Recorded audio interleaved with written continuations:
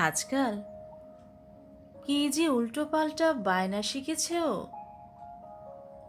যখন তখন এসে বলবে ওর একটা আকাশ চাই।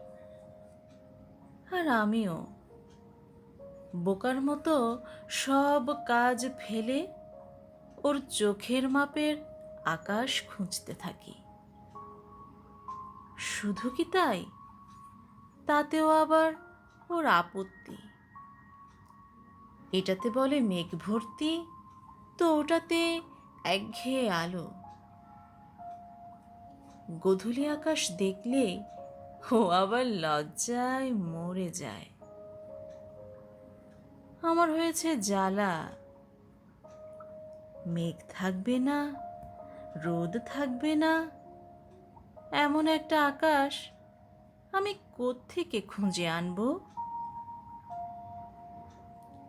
গোলাপ হবে অথচ কাঁটা হবে না, রংটাও আবার লাল।